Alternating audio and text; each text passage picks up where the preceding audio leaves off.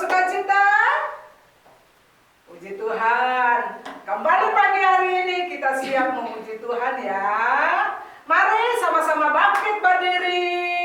Kita mau memuji Tuhan dulu sebelum kita berdoa memulai sekolah minggu pagi ini. Selamat pagi Bapa, selamat pagi Yesus, selamat pagi Roh Kudus.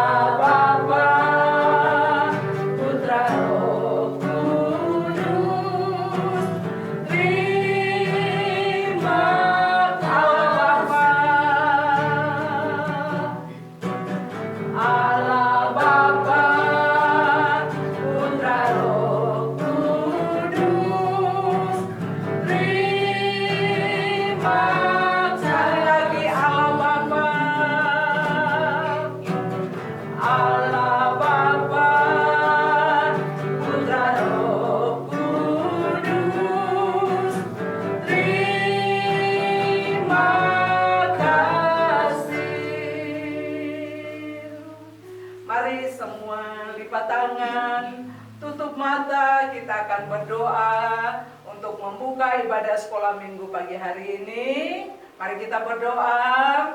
Selamat pagi Tuhan Yesus. Pagi hari ini kami siap memuji memuliakan nama-Mu. Kami siap Tuhan untuk meninggikan Engkau ya Bapa. Memberkati kami, memberkati teman-teman kami semua yang di rumah, yang pagi hari ini mereka beribadah bersama-sama. Biarlah Tuhan memberkati kami semua. Kami berdoa memberkati guru-guru kami juga yang nanti akan menyampaikan firman Tuhan.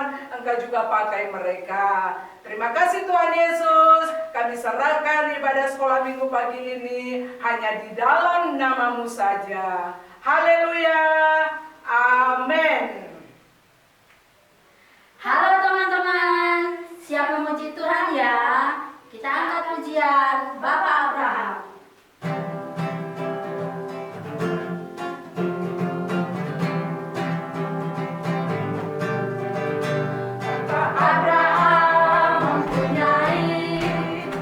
Banyak sekali anak-anak, aku anaknya dan kau juga. Mari puji Tuhan tangan kanan, Bapak Abraham mempunyai banyak sekali anak-anak, aku anaknya dan kau juga.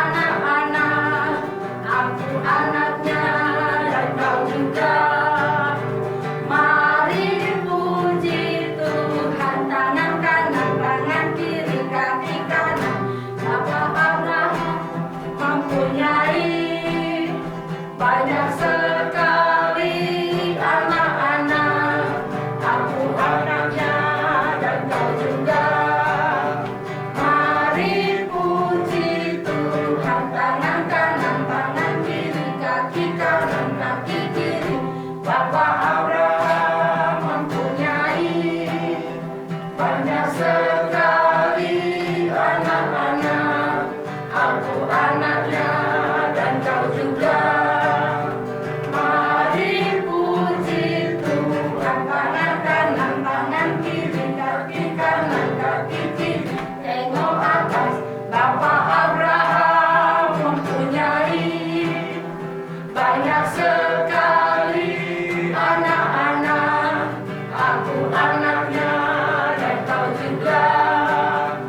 Mari puji Tuhan, tangan kanan, tangan kiri, kaki kanan, kaki kiri. Tengok atas, tengok bawah, Bapak Abraham mempunyai banyak sekali anak-anak, aku anaknya dan kau juga. Mari puji Tuhan, tangan kanan, tangan kiri, kaki kanan, kaki kiri. Tengok atas, tengok bawah, Tuhanku terlalu duduk. Sebelum kita mendengarkan firman Tuhan, kita pujikan pujian usiapan hadirat Tuhan.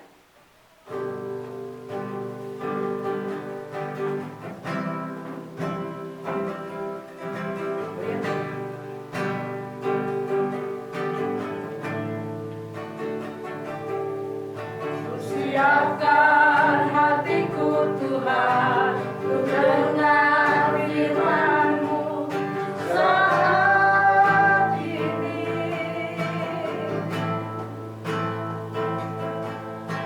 Sujud menyembah-Mu Tuhan, masuk hadirat-Mu saat ini.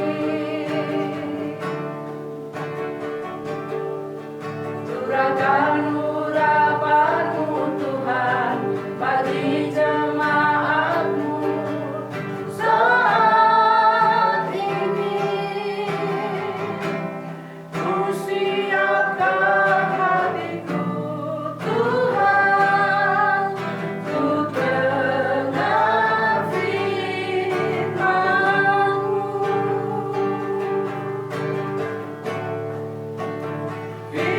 Firman-Mu Tuhan, tiada berubah.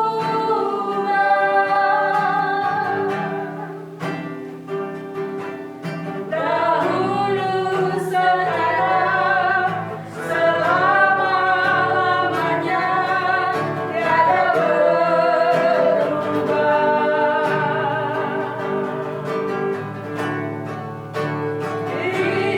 Firman-Mu Tuhan, penolong hidupku. Ku siapkan hatiku Tuhan, untuk dengar firman-Mu Tuhan.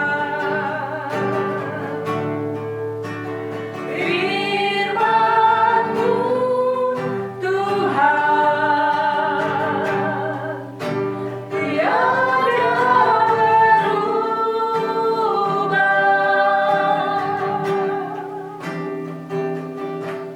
Dahulu, sekarang, selama-lamanya, tiada berubah.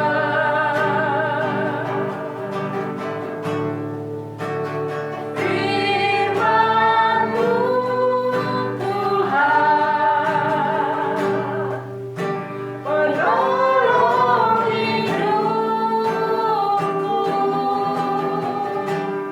Ku siapkan hatiku Tuhan, untuk dengar firman-Mu. Mari kita berdoa. Ya Tuhan, kami Tuhan dengan Kau telah berkati kami dalam ibadah ini dari awal sampai pertengahan Tuhan. Sekarang kami akan mendengarkan firman-Mu dan kita kami akan mengajar Tuhan. Mari Tuhan, haleluya, amin. Shalom, selamat pagi adik-adik Tunas Remaja. Senang sekali kita boleh bertemu dalam ibadah online sekolah minggu pagi ini, dan biarlah kita tetap semangat dan tetap bersukacita di dalam Tuhan. Baiklah, pagi ini kita akan belajar tentang hidup oleh roh. Pertumbuhan rohani kita adalah serupa dengan pertumbuhan jasmani kita. Dari bayi kita bertumbuh terus hingga menjadi dewasa. Kita akan lihat bagian yang pertama, yaitu roh yang memberi hidup. Kita buka di dalam kitab Roma 8 ayat 1 dan 2.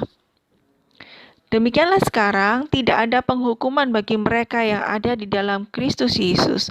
Roh yang memberikan hidup telah memerdekakan kamu dalam Kristus dari hukum dosa dan hukum maut. Tidak ada penghukuman bagi mereka yang ada di dalam Kristus Yesus. Tidak ada penghukuman berarti tidak dianggap bersalah atau kita sudah dibenarkan oleh Kristus. Bebas itu adalah perasaan yang paling nyaman bagi seorang tawanan. Bagi mereka yang tertawan oleh belenggu dosa dan ancaman kematian rohani, kebebasan yang diberikan Yesus merupakan berita yang hebat. Jadi sungguh luar biasa apa yang Tuhan sudah kerjakan di dalam hidup kita, di mana kita sudah dibenarkan dan kita tidak lagi di bawah penghukuman akibat dosa. Pada saat kita mengalami kelahiran baru, Roh Kudus membantu kita untuk mempraktekkan kehidupan Kristus di dalam kehidupan kita. Tetapi hal tersebut tidaklah selalu mudah. Ini adalah suatu proses pertumbuhan. Kita akan lihat perbedaan antara keinginan daging dan keinginan roh. Keinginan daging atau perangai yang berdosa, yaitu yang pertama membawa kepada kematian rohani. Kedua, melawan Allah. Ketiga, tidak taat kepada Allah. Dan keempat, tidak dapat menyenangkan Allah. Sebaliknya, keinginan rohani atau dikendalikan oleh roh membawakan hidup dan kedamaian. Dengan pertolongan roh yang mendiami diri kita, maka kita akan mematikan perbuatan jahat dalam tubuh kita dan hasilnya ialah hidup rohani. Bagian yang kedua yaitu perangai yang berdosa. Kita akan buka terlebih dahulu di dalam kitab Galatia 5 ayat 19 sampai 21. Perbuatan daging telah nyata, yaitu percabulan, kecemaran, hawa nafsu, penyembahan berhala, sihir, perseteruan, perselisihan, iri hati, amarah, kepentingan diri sendiri, percederaan, roh pemecah, kedengkian, kemabukan, pesta porah, dan sebagainya. Terhadap semuanya itu kuperingatkan kamu, seperti yang telah kubuat dahulu, bahwa barang siapa melakukan hal-hal yang demikian, ia tidak akan mendapat bagian dalam kerajaan Allah. Paulus mengatakan bahwa perangai yang berdosa dinyatakan dalam yang pertama yaitu dosa-dosa seksual. Misalnya yaitu ketidaksetiaan dalam perkawinan, seks di luar pernikahan, dan kecemaran seksual lainnya.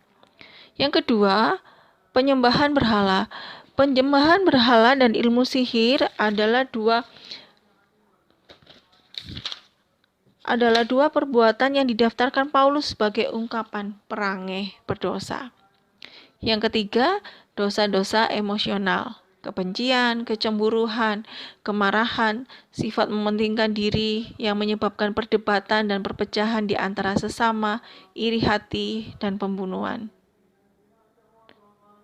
Dan yang keempat, dosa-dosa karena memuaskan keinginan, yaitu kemabukan dan pesta porah dalam arti yang buruk. Oleh karena itu, sangat penting untuk menyerahkan diri kita kepada Allah dan membiarkan kehidupan Kristus menjadi kekuatan yang mengendalikan setiap pikiran, keputusan, dan perbuatan. Paulus melanjutkan dengan memperingatkan kita di dalam kitab Galatia 5 ayat 21b, barang siapa melakukan hal-hal yang demikian, ia tidak akan mendapat bagian dalam kerajaan Allah. Peringatan ini tidak dapat kita anggap enteng. Kita tidak dapat mengatakan, dosa itu kecil saja, atau saya akan melakukannya lalu meminta ampun kepada Allah.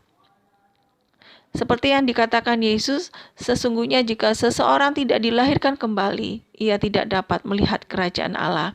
Karena itu Paulus berkata bahwa orang yang bertindak menurut perangai yang berdosa tidak akan mendapat bagian dalam kerajaan Allah. Kalau di bagian yang kedua tadi adalah tentang berita buruk, yaitu tentang perangai dosa, tapi di bagian yang ketiga ini diberitakan berita baik. Ketika orang Kristen menyerahkan diri pada kehidupan Kristus di dalam dirinya dan memperbolehkan Roh Kudus memimpinnya, hidup ini akan dipenuhi dengan susunan yang menakjubkan yang terdiri atas buah rohani. Bagian yang ketiga adalah buah roh. Mari kita buka di dalam kitab Galatia 5 ayat 22 dan 23. Tetapi buah roh ialah kasih, sukacita, damai sejahtera, kesabaran, kemurahan, kebaikan, kesetiaan, kelemah lembutan, penguasaan diri. Tidak ada hukum yang menentang hal-hal itu. Marilah kita menegaskan buah roh itu. 1. Kasih. Kasih yang tidak mementingkan diri sendiri, tetapi sangat menghargai orang lain. Kedua, sukacita, yaitu kesenangan yang terbit dari ketentraman hati. Ketiga, damai sejahtera, yaitu ketenangan yang terbit dari hubungan yang baik dengan Allah dan orang lain. 4. Panjang sabar, yaitu kesabaran, ketahanan yang tabah dan bersabar terhadap orang lain. 5. Kemurahan, yaitu kebaikan hati dan sifat dermawan.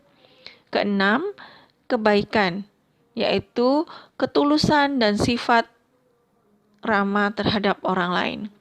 Ketujuh, kesetiaan, yaitu kepatuhan, loyalitas, dan dapat dipercaya. 8. Kelemah lembutan, yaitu kerendahan hati yang lemah lembut, sopan santun, dan tenggang rasa.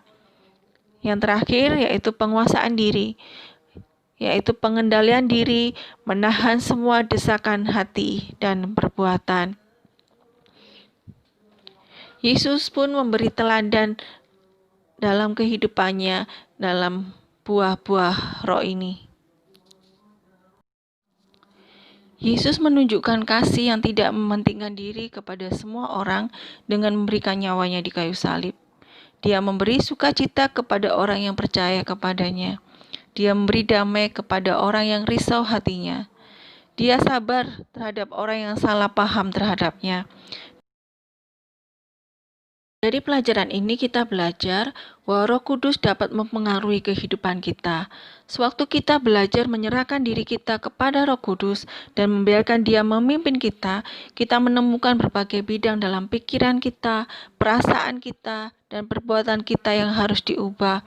Kita juga menyadari bahwa kadang-kadang kita harus melepaskan diri dari keinginan untuk menjadi sama dengan orang lain.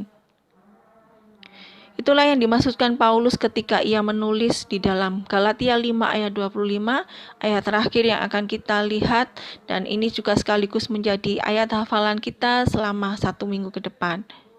Galatia 5 ayat 25, jikalau kita hidup oleh roh, baiklah hidup kita juga dipimpin oleh roh. Roh Kudus menyerukan iramanya, dan orang yang sungguh-sungguh ingin menjadi seperti Kristus akan melangkah seirama. Itu berarti menjauhi semua perbuatan perangai berdosa dan memakai buah roh. Hal ini tidak dapat terjadi dalam satu malam atau sekejap saja, tetapi memerlukan suatu proses. Tetapi sebagaimana seorang bayi yang berkembang menjadi anak yang berjalan tertati-tati dengan mengambil langkah pertama, maka hidup oleh roh adalah mengambil langkah lepas langkah. Dan Roh Kudus seperti halnya seorang ayah di dunia, sangat sabar dan mendukung. Roh Kudus berjalan di muka serta mendorong kita untuk mengambil langkah berikutnya. Ia akan menolong kita berdiri jika kita terjatuh. Dia selalu memberi dorongan dan mengangkat kita karena Ia ingin agar kita berjalan. Akan tetapi, tidak seperti anak yang baru belajar berjalan, kita tidak akan pernah berjalan begitu jauh sehingga kita tidak memerlukan bantuan roh dalam setiap langkah kita. Karena itu, kalau kita sudah mengambil langkah pertama, yaitu percaya kepada Tuhan Yesus Kristus, kita sudah memiliki kelahiran baru, baiklah kita akan mengambil langkah selanjutnya, yaitu hidup di dalam roh, hidup yang dipimpin oleh Roh Allah sendiri. Pelajaran kita pagi ini yang kita akan akhiri di dalam doa. Mari kita berdoa. Bapa di surga, kami mengucap syukur Tuhan buat pelajaran yang sudah kami dengar. Biarlah Tuhan kehidupan kami senantiasa bertumbuh di dalam Engkau. Kami boleh meninggalkan hal-hal yang tidak berkenan di hadapan Tuhan. Dan kami boleh memiliki pertumbuhan dalam buah roh dalam kehidupan kami. Karena itu Roh Kudus, mari Engkau akan pimpin, Engkau akan kuasai kehidupan kami. Terima kasih Bapa buat pelajaran pagi ini yang sudah kami dengar. Biarlah Engkau akan memeteraikannya lebih lanjut, Engkau akan menjelaskannya lebih lanjut dalam kehidupan kami. Hamba-Mu terbatas, tapi Engkau Allah yang tidak terbatas. Engkau senantiasa berbicara dalam kehidupan kami. Kami serahkan setiap anak-anak-Mu, tunas remaja yang ada dimanapun mereka saat ini berada, Bapa. Engkau memberkati kehidupan mereka, dalam sekolah mereka, masa depan mereka. Kami serahkan dalam tangan Tuhan. Kami serahkan seluruh kehidupan kami, waktu-waktu kami ke depan hanya kepadamu.